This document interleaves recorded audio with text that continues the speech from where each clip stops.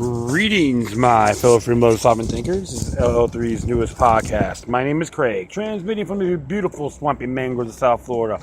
And today's date is Saturday, November 11th, 2017. Yes, it is Veterans Day in the United States. I'd like to thank all my brothers that served, that are around today, and the ones that have passed. And one thing I always tell my fellow veterans: will you support a republic or an empire?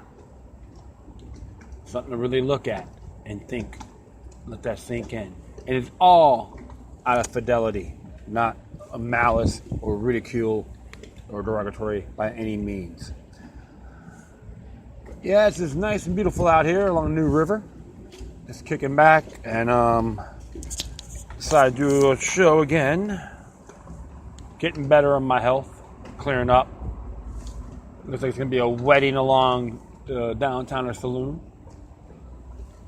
And so I decided to do a show today. It's been a while, past few days. I thank everyone for plugging in on my last episode. It was pretty cool. Got some like-minded folks out there. And don't be afraid to share your information or your input. It'd be greatly appreciated. So I decided to do a few here pertaining to the Middle East, including one from the 28 pages. But this one here is a Newsbud exclusive. It's by Bass Spaliot, and you hear the bridge, of course. So hopefully it's not trying to filter this the best I can. Gotta get a little new set of headsets. Other one just debunked me. Oh well. Hey, it's cheap. That's what you get, right? All right, cool. So this one here is a Newsbuzz exclusive. It's pertaining to Syria, and it's entitled "The 2011 Conspiracy Against Syria Unravels." And read here: last week, a bombshell was dropped by former Qatari politician Hamad bin Jassim bin Jabal Al Thani, who oversaw Qatari intervention in Syria until 2013. Simultaneously occupying both the Prime Minister and Foreign Minister during the so-called Arab Spring. Hamad was at the forefront of his country's role in the proxy war against Syria, and thus has first-hand inside knowledge of the covert discussions that were being held between the various countries mutually hostile to the Syrian government at the time. Amidst outstanding frustration regarding the current Gulf crisis, he shared some of that knowledge with the outside world in an interview on Qatari television. Just to let you folks know, this is actually a member content only. So I recommend everyone out there to subscribe to newsbuzz.com. Nonpartisan, very informative.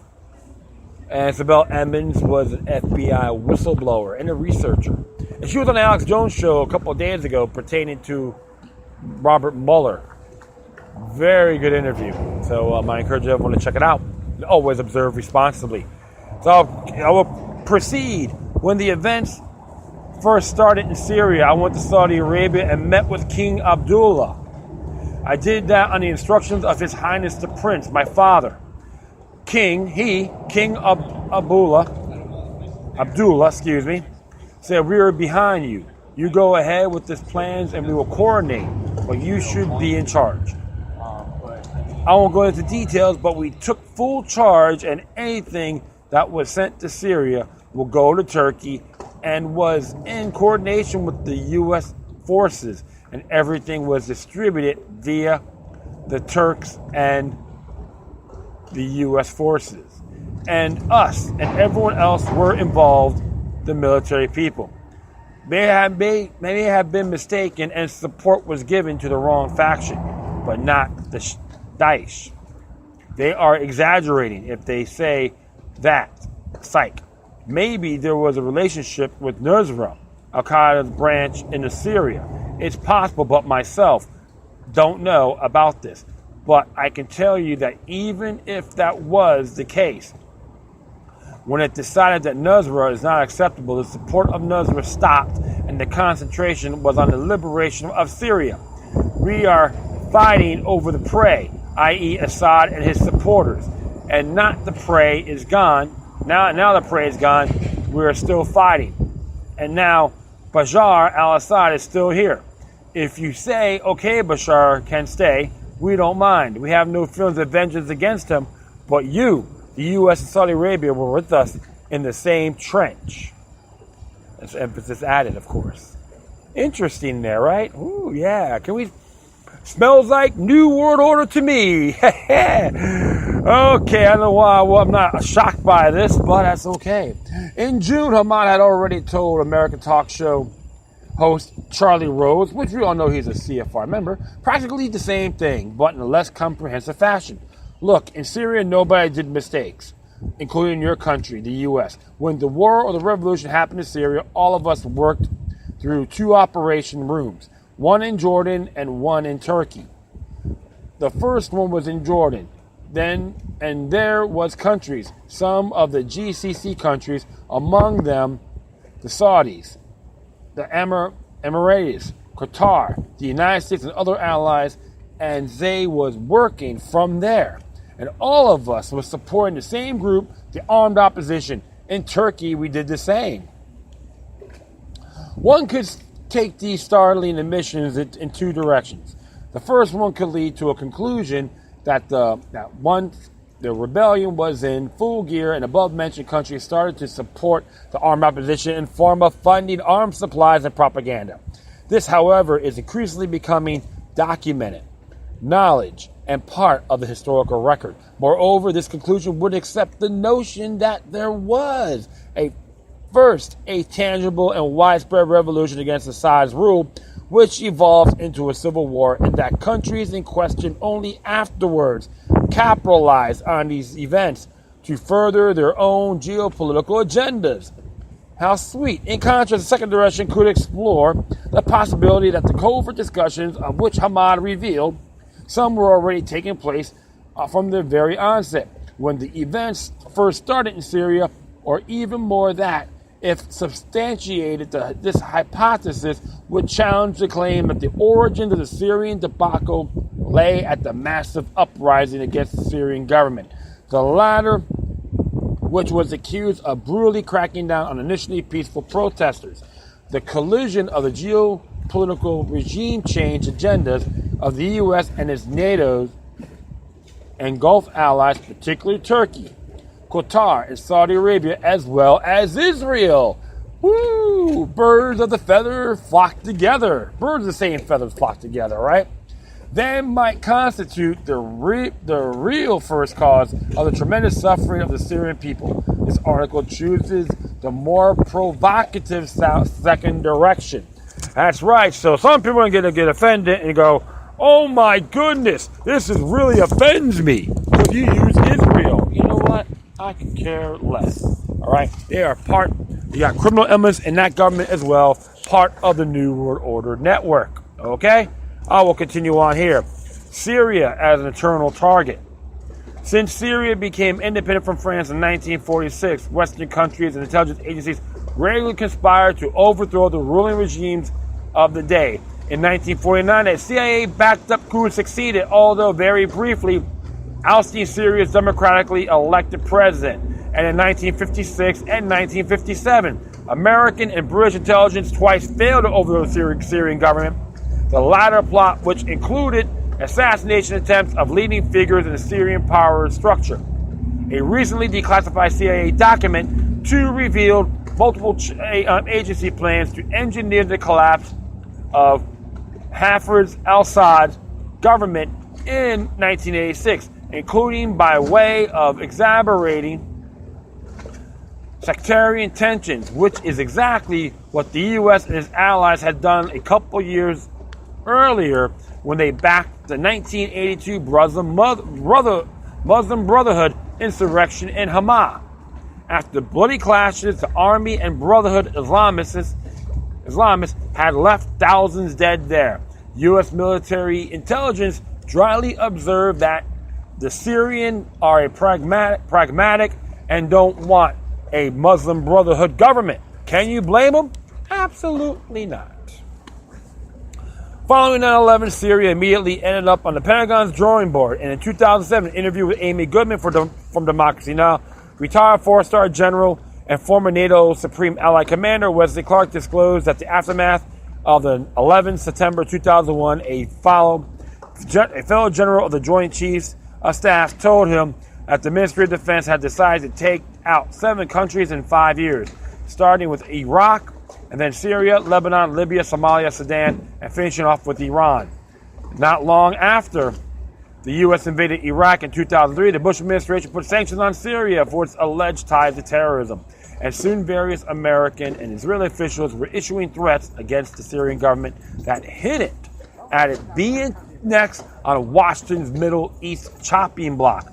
Paul Wolfowitz, for instance, declared a month after the invasion of Iraq that there is gonna be regime change in Syria. As well, an American-born Israeli journalist, Carolyn Glick, even called for a preemptive war against Damascus. I could put her ass in the front line, right? Exactly, glamour queen. At the same time, however, Syria was a primary partner in America's secretive extraordinary edition program in which terrorism suspects were extradited to foreign countries where they were to be interrogated and often tortured. Furthermore, since 9/11, the Syrian government was providing the U.S. with more intelligence about al-Qaeda, and therefore the CIA and the State Department figured that finishing the job in Iraq first remained the top priority by American foreign policy for the time being. Yeah, God bless the empire, right? Exactly. Cloak and Dagger 101.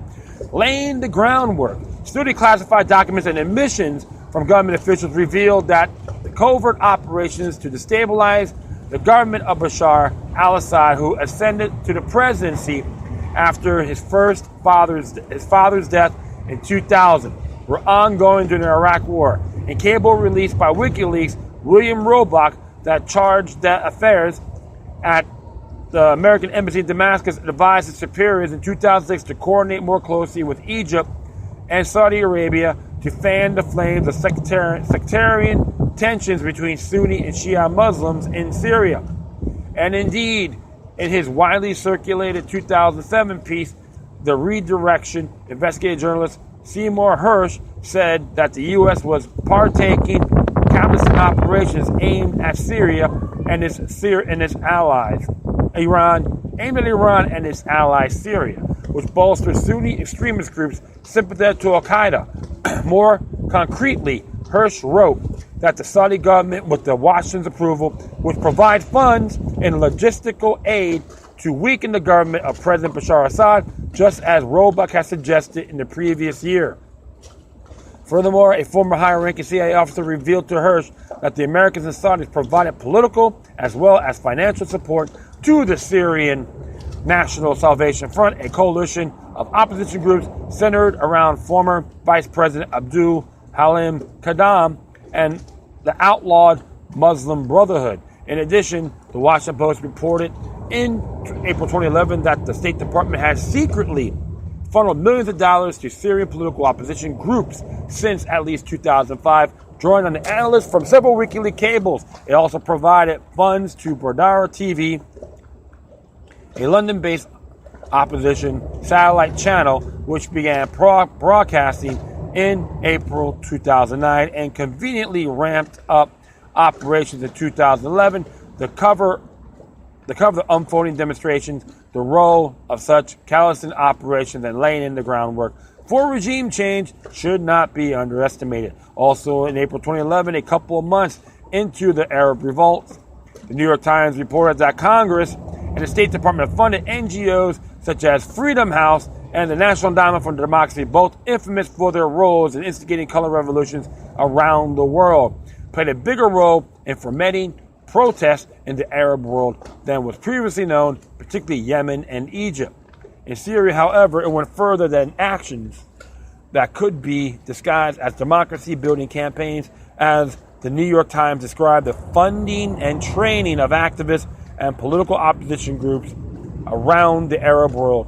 In a bombshell statement, former French Foreign Minister Ronald Dumas gave a piece of insight into the pre-2011 underground plans to destabilize Syria in 2013. During a debate on French television in June of that year, he exposed plans of foreign engineered armed rebellion as far back as 2009. I'm going to tell you something. I was in England for 2 years before the hostilities began in Syria. I was there by chance for other business, and not at all for Syria. I met with the British officials, some who are friends of mine, and they confessed while trying to persuade me that preparations for something were underway in Syria. This was in Britain, not America. Britain was preparing for an invasion of rebels into Syria. I just need to say that this operation goes way back. It was prepared, conceived, and planned. When Duma spoke to a correspondent of Syria state-sponsored news outlet Sana, S-A-N-A, 2 weeks later he added that he was approached by two people, an Englishman and a Frenchman, who asked him to participate in their preparation for a plan to topple the Syrian government. Duma said that he refused, but that events provide that they were serious about what they were saying.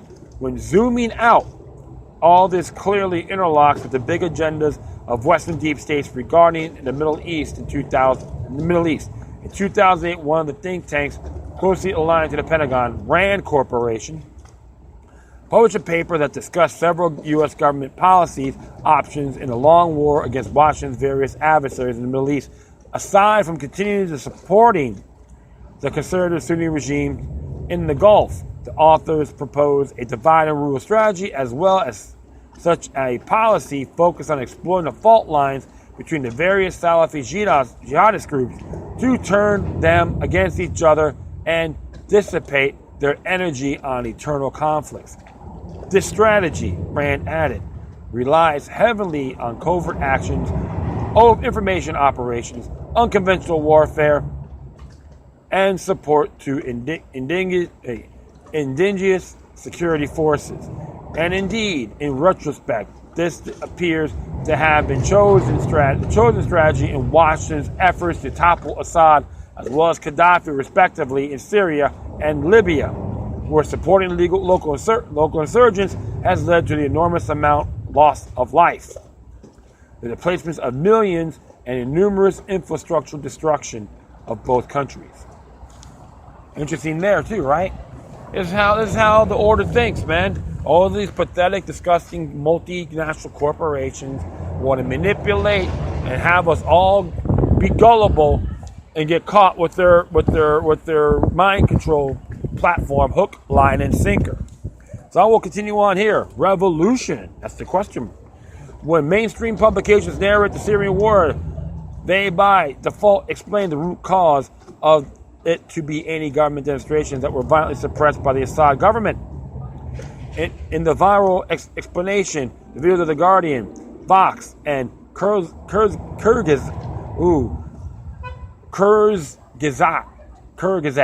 the Syrian government, standardly characterized as an authoritarian or quasi-dictatorial regime, is depicted as the villain that brutally cracked down on massive, peaceful pro-democracy protests across the country, after which those who wanted change eventually had no other alternative than to take up arms themselves. This narrative, however, is deeply flawed on every fundamental level. First of all, it turns out that there are no signs of revolutionary sentiment in early 2011. One would expect that if Syria was ruled by a brutal and unpopular dictatorship, the Syrian government would have to face popular uprisings all across the country, just like Tanzania and Egypt. As reported by the Time magazine correspondent in Damascus, Rania Abozid, however, demonstrations in the wake of the Arab uprising in February either fizzled because they failed to garner support, or they were mainly focused on the situation in other Arab countries and attracted less than 200 people. In a follow-up article in the beginning of March called Sitting Pretty in Syria While Few Go Bashing Bazaar, Al-Bazid explained why even critics concede that Assad is popular and considered close to the country's huge youth cohort, despite the one-party rule and the widespread corruption and lack of political freedom resulting from it, high unemployment and poverty rates, and a repressive and vigilant state security apparatus the Syrian government shared with the pro-American ruling regimes in Tunisia and Egypt.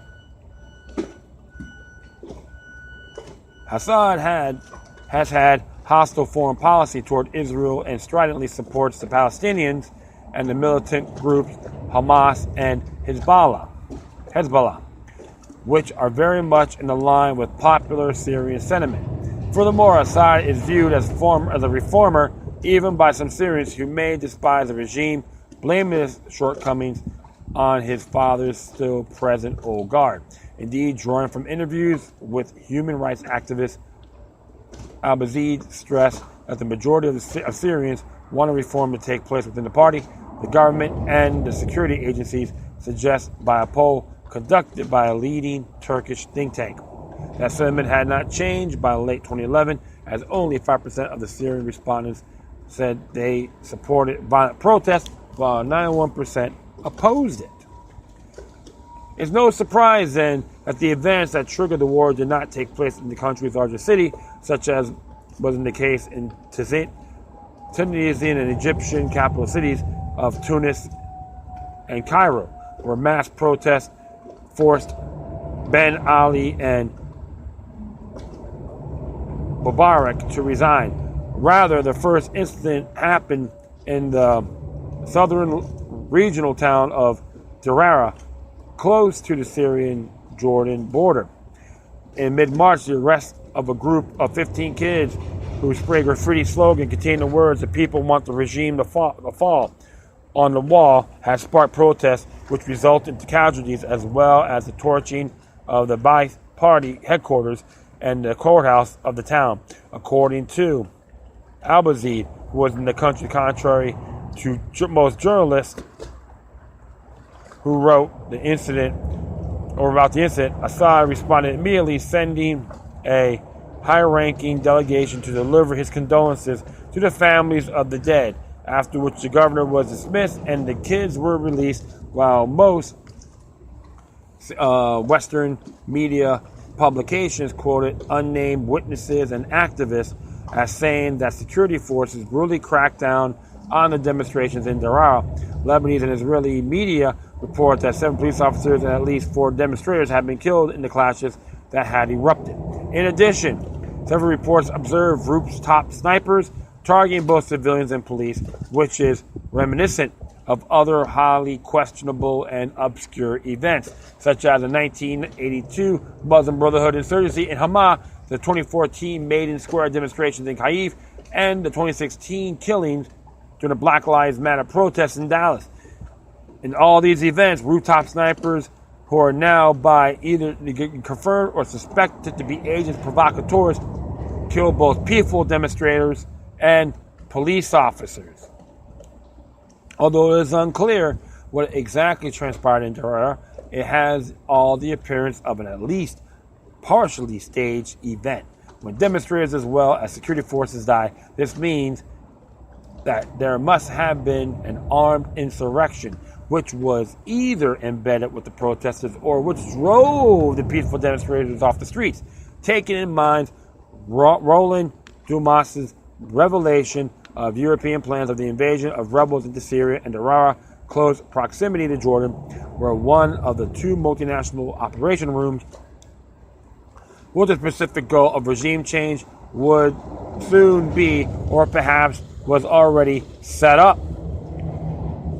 It is at least plausible that several foreign countries conspired to plan events in Daraa, and indeed, Reuters reported a couple of days before the eruption of violence that Syrian security forces had seized a large shipment of weapons, explosives, and night vision goggles from a truck at Al-Tanaf, the Iraq-Syria border crossing that is the closest one to Daraa. And Saudi official Anwar al-Essensky later confirmed to BBC that his country has sent weapons to the Al-Amari Mosque and Daraa prior to the moment all hell broke loose in the town. The second critic of the mainstream narrative thus shatters the myth that the anti-government demonstrations were peaceful during the first phase of the so-called revolution. as already from the very onset, the amount of dead security forces seemed to be equal of those demonstrators, at least some of the latter who must have been foreign-backed armed insurgents. This pattern continued throughout the first month of conflict, as dozens of police officers and soldiers were massacred in March and April. By mid-December 2011, the UN's human rights chief, Navi Pillay, estimated the death toll of the conflict to total around 5,000 casualties. Contrast that to the government's count of 478 police officers and 2,091 soldiers and security forces killed among its ranks 29th March 2011 and 20th March 2012, which was incorporated into the report from the UN's Human Rights Office. Although absolutely nothing can justify or excuse state aggression against protesters, it is clear that a significant part of the violence should have been attributed to armed insurgents. Furthermore, according to Frans van der Luck, a Dutch Jesuit priest in Homs, who was killed by Jabhat al-Nusra in 2014, were very often violent of security forces is a reaction to the cruel violence of an armed insurgency.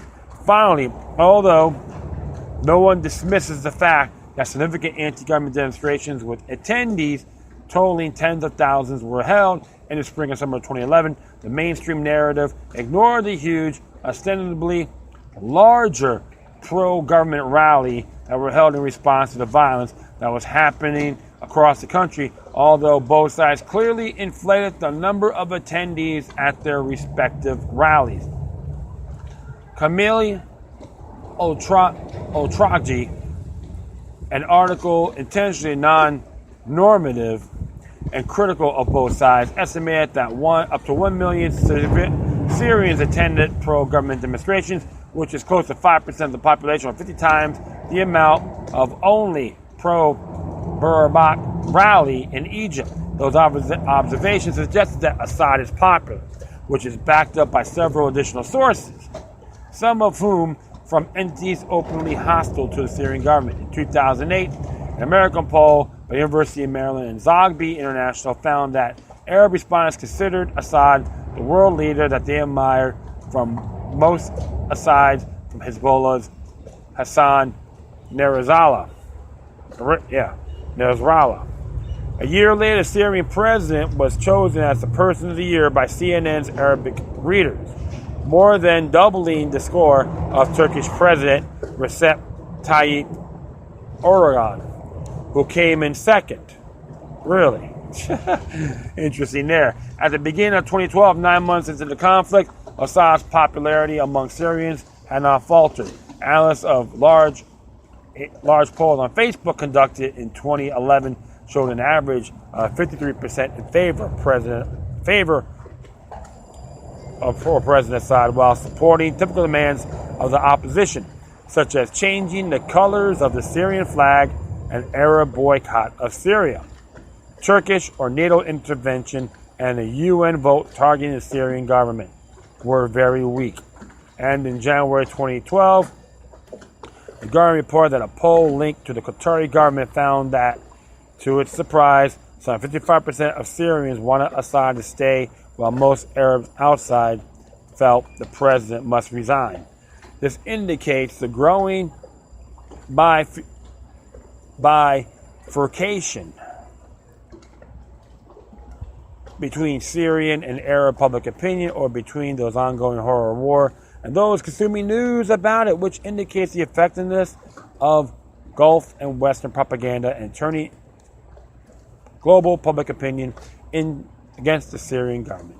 Yeah, say like more, outside foreign intervention on an informational basis. That's how I observe. A source enormously biased against Assad, NATO confirmed that the sentiment did not change over the course of the conflict. An internal studies of the Atlantic Military Alliance conducted in June 2013 estimated that 70% of the Syrian population support the president, while 20% adopted a neutral position, in contrast to a mere 10% support for the rebels. Although Western media and officials were quick to denounce the 2014 presidential elections, the first real democratic and competitive ones in decades following a 2012 referendum that amended the Constitution. The results actually pretty accurately reflected NATO's assessment. Assad defeated his two opponents with 88.7% of the votes, with a massive participation rate of 73.7%. This means that a staggering 64% of the eligible voters chose for Assad to remain in power, which more than doubles the 26% that put Donald Trump into the White House. As to the credibility of the election, over 100 international observers from both allied Russia, Iran, and nonpartisan, example, Brazil, Venezuela, and Uganda. Countries monitored the elections and issued a statement declaring that the elections were free and fair and were held in a democratic environment, contrary to the Western propaganda. As Sunnis make up 75% of the Syrian populace and Alawites only 11%, this completely debunks the false representation of Assad's rule as a sectarian Alawite dictatorship suppressing a Sunni majority. The standard narrative employed to explain the origins of the Syrian civil war thus has the truth totally backwards. Not only did and does the Syrian government headed by President Assad enjoy a considerably large popularity, and was there hardly any widespread revolutionary fervor against the Ba'ath Party during the so-called Arab Spring. The insurgency, commonly described in Western and Gulf media as some sort of unified opposition, was violent and brutal from the very day of the conflict started on 15th March 2011. This, of course, does not mean that the Syrian sectarian forces did not use excessive force to suppress dissent or did commit human rights violations over the course of the conflict, nor does it mean that there was never meaningful opposition and agitation against the government. While Assad's governance around 2011 was often praised for its foreign policy, its secularism, and protection of women's rights and minorities, the stability of the country, and social inclusion in the sectors of education and health. Assad failed to better the dire economic situation, effectively fight corruption, lessen fears over the security intelligence apparatus, and abolish the one-party rule of the Ba'ath Party. The Western mass media pointed to these failures in order to construct a simplified narrative of the Syrian people on the one hand against the government, on the other as if Arabs. In contrast to Westerners are not capable of having complex political systems in which various pressure groups agree on the same things and disagree on other issues. Interesting there, right? Like I said, foreign entanglements are dangerous. That's why the United States need to butt out. That's why I asked that question. Do you support my fellow brothers and sisters or veterans? Do you want to serve a republic? You want to serve on a republic or an empire? That's why even people who are serving them right now have to have give them that same question. We want to serve a republic or an empire. So, because this is one of the conclusions here. Orazaki offered a clear explanation of why most Syrians allow the continuation of the authoritarian nature of the Syrian government. With the coalition opposed to Assad successfully promoted its role as a champion of individual political freedom, Assad's supporters' reaction was great, but never at the expense of our national freedom and dignity. This is a key element that Western media fail to understand about the psychology of the Syrian people.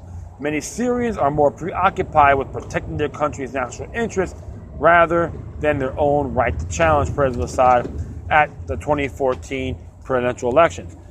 You will not convince them to sacrifice their national dignity in favor of promises by a highly energetic coalition of all Gulf Arabs, Turkey, and Western countries that often attempt to control Syria's decisions, suppress Syria's aspirations, or simply weaken Syrians' role in the region so that they can enjoy more influence.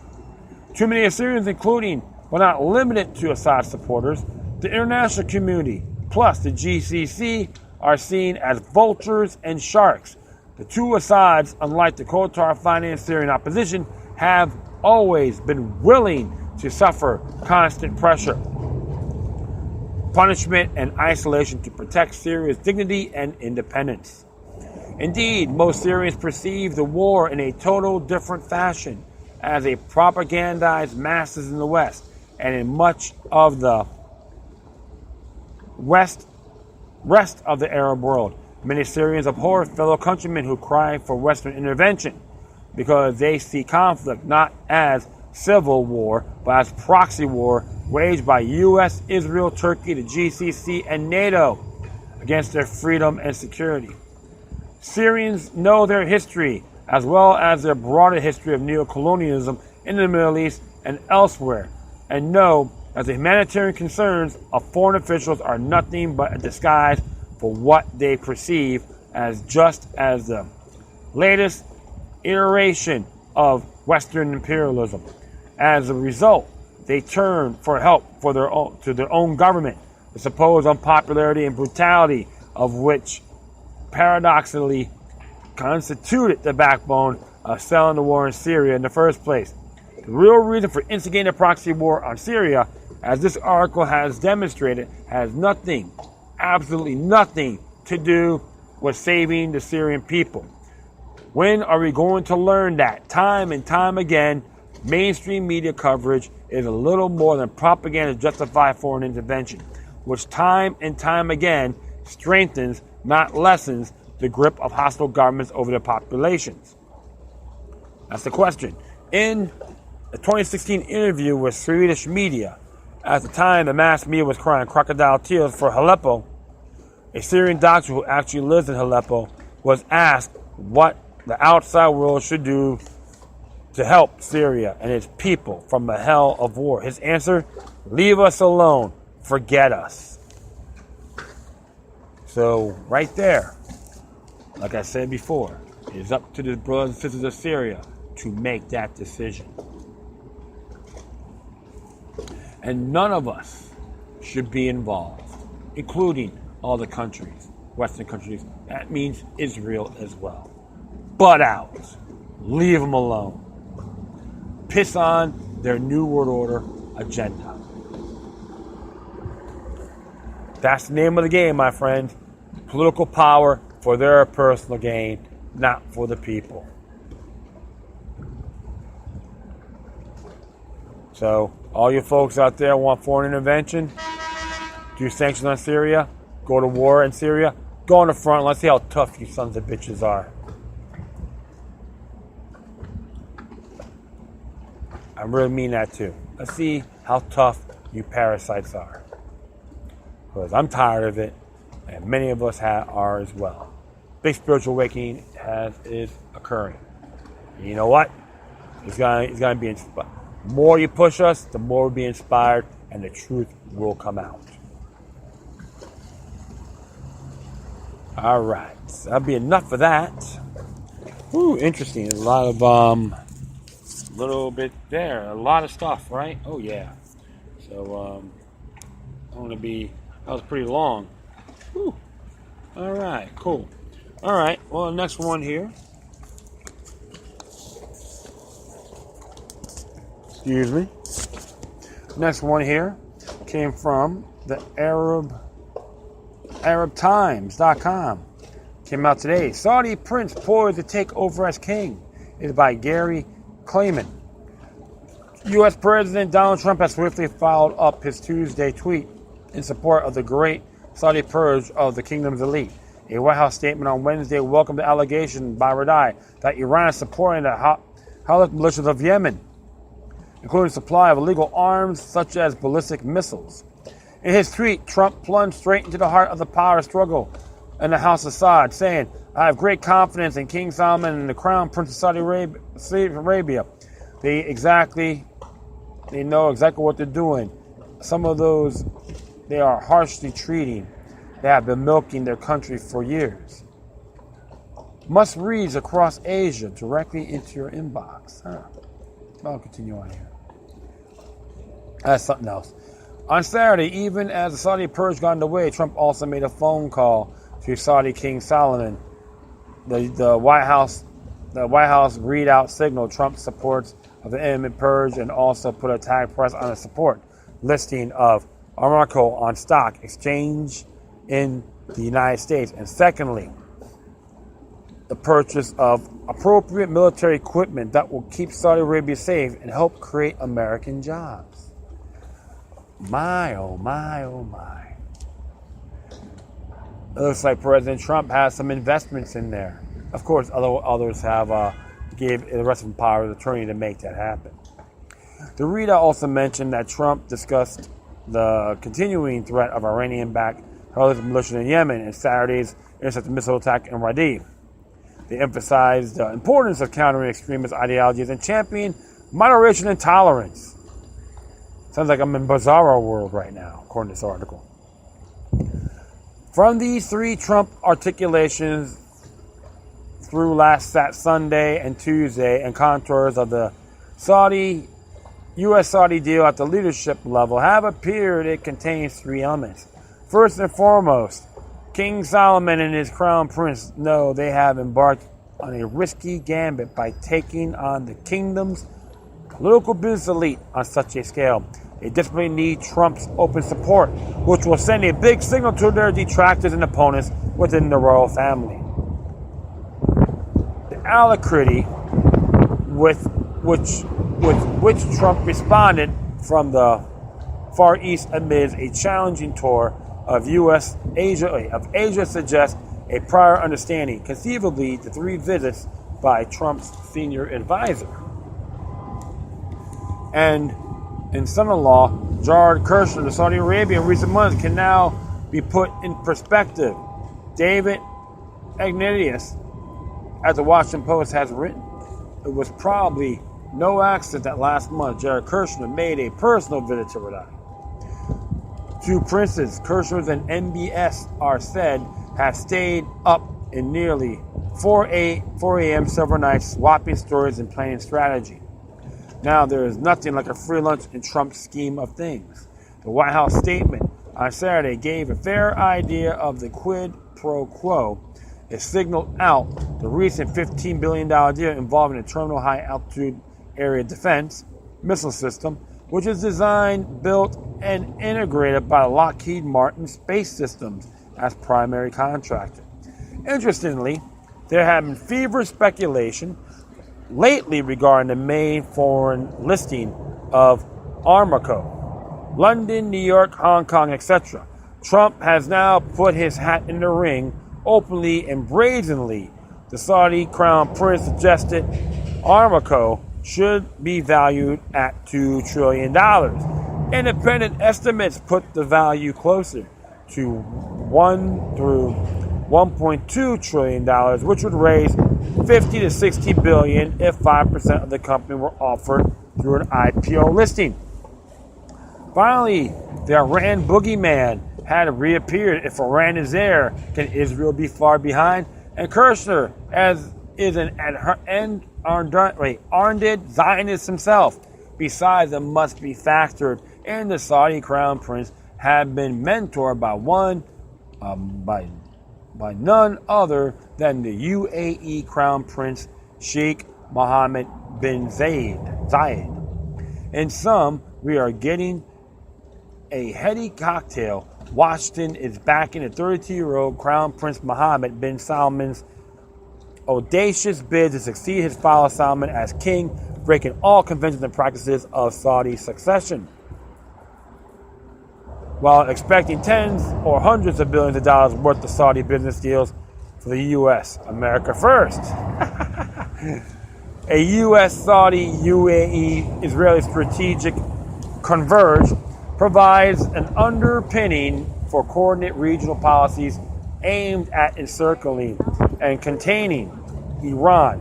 Well, all this works the way it is intended. The crackdown on Saudi elites is bound to trigger uncertainty among businesses that could intensify capital flight or derail reforms and discourage potential investors at a time when the protracted oil slump has created financial difficulties for the regime.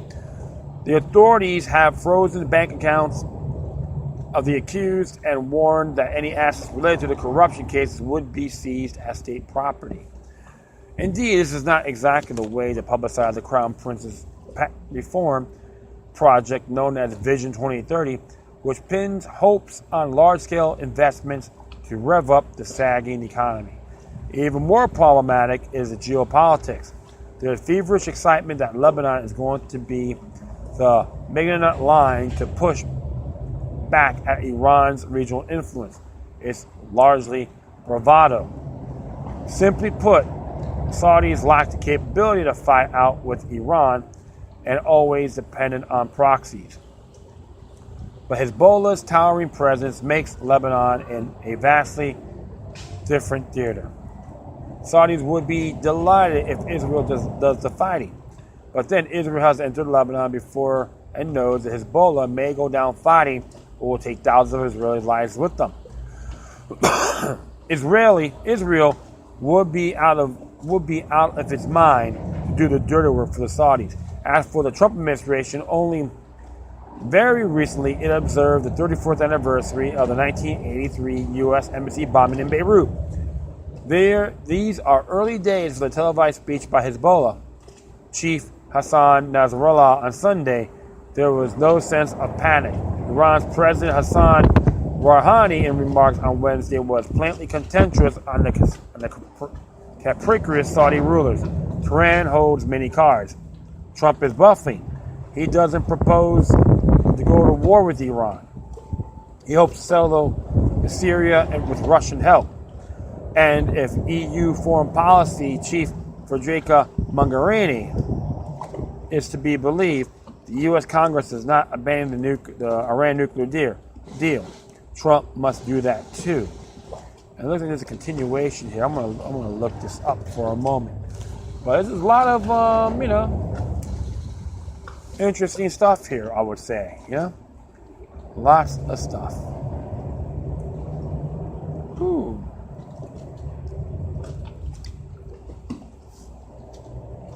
Excuse me here. Oh yeah, so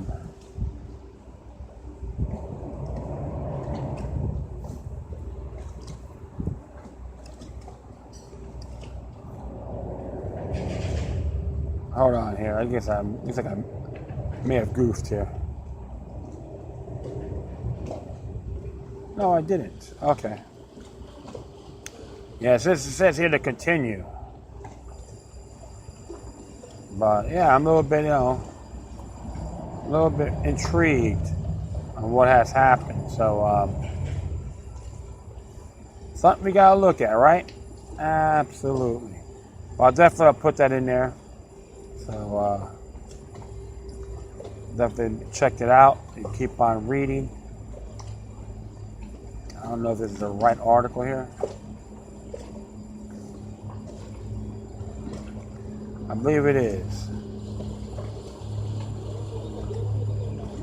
Yeah, a lot of stuff here. Yeah, definitely look it up yourselves. A lot of stuff is happening.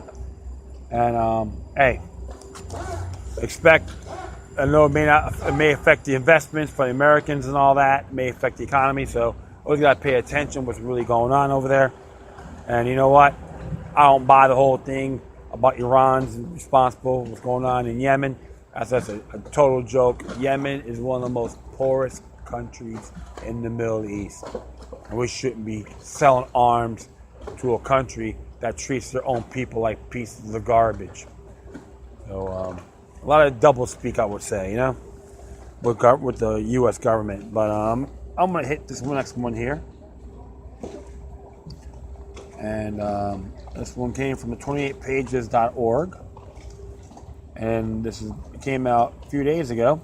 And this was here, Iowa governor seeks review of the officials who work for Saudis. Ethics board to investigate Kim and Connie Shemet's work for Saudi Arabia while they serve in the Iowa government. It's by Brian McGlinchey. Iowa government Kim Reynolds yesterday announced that her office has asked the Iowa Ethics and Campaign Disclosure Board to review the case of two current state officials who did political work for Saudi Arabia at the same time they held important government positions. Connie Shemet and her husband, Kim Shemet, earned $101,500 for work for Saudi Arabia against a federal law that cleared the way for 9/11 victims to sue the kingdom for its alleged support of the September 11 plot. The governor's moves follows original reporting by 28pages.org, followed by Associated Press that Connie Schmidt allegedly used the seat to persuade Air Force veteran Dustin DeMoss to travel to Washington and lobby for changes to the Justice Against Sponsors Terrorism Act, which is JASTA.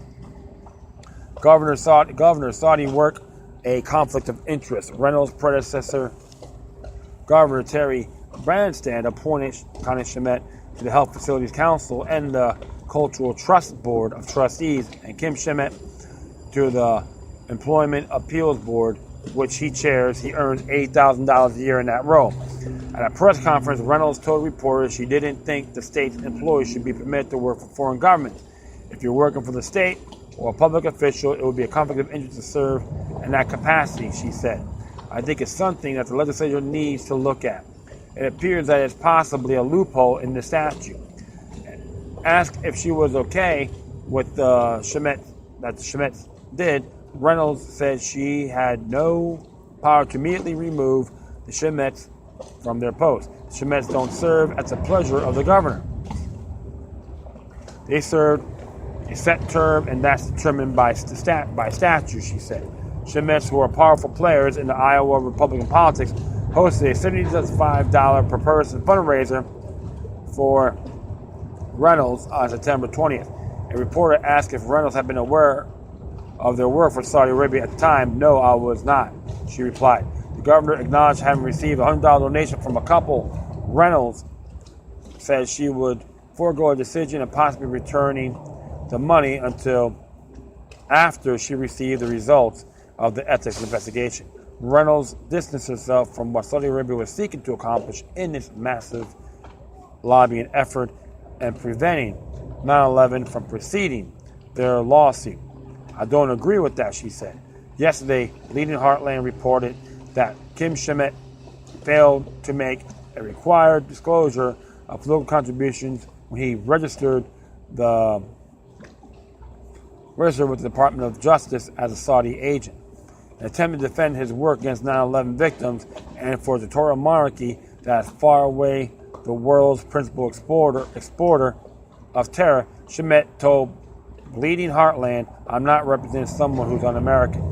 Meanwhile, Ryan Foley of Associated Press reported that Kim Schmidt failed to disclose his Iowa government position in that same registration. Earlier, we learned that Connie Schmidt failed to reveal her work for the kingdom on her 2016 Iowa financial disclosure.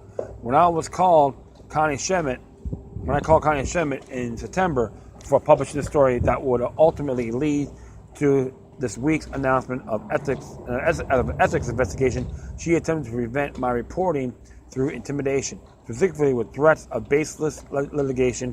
She told me, I do not give you permission to write an article about me, and if you do, you will hear from my lawyer. You will be sued. Oh, good grief. Those little words. I'm going to sue you because I was aiding people that may be involved in 9/11. Please. I'll be in big trouble. Veteran DeMoss said that Schmidt never informed him that she was working on behalf of the Saudi government, nor that the kingdom would be paying for his airfare and lodging at the pricey Trump International DC. I understand the reason she couldn't be honest and upfront, because if she had been, I would have gone on the trip, said DeMoss. She didn't learn that Saudi Arabia was orchestrating the entire effort until he was in Washington, where he and dozens of other veterans have been brought to the lobby members of Congress. When DeMoss later confronted Schmidt with newfound knowledge of her registration as a foreign agent, she begged him to keep it secret. Please do not share it. I'll be in big trouble, she wrote in a Facebook message. With this week's development, it appears big trouble has arrived. A strange twist of fate. That trouble may have all started with a bizarre case of mistaken identity, as Connie Schmidt sought military veterans to volunteer for the Saudis-backed campaign to weaken Jasta.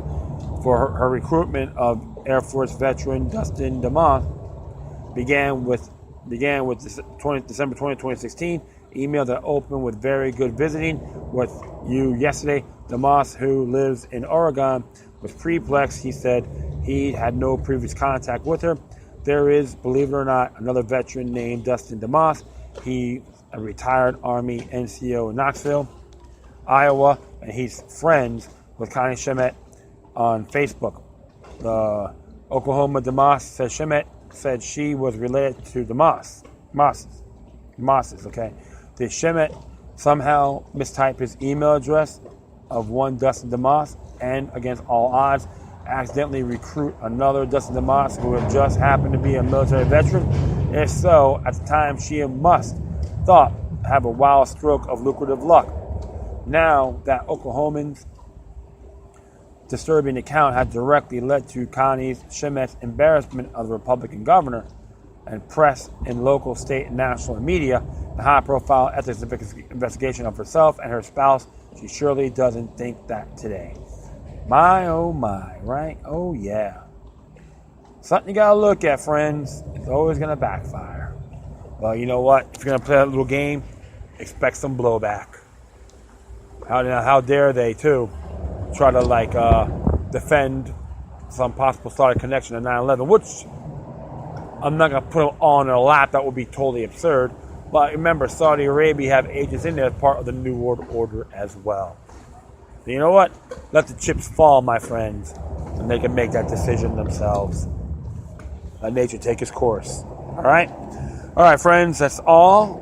I thank everyone for listening, plus feel free to download and share throughout social media networks.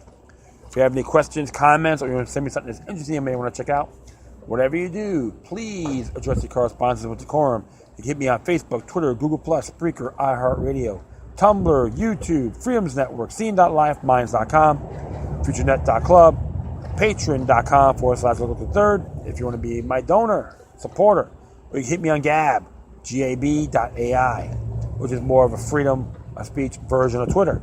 In addition, you can email me at lookalike3@gmail.com or you cryptic ones, lookalike03@protonmail.com.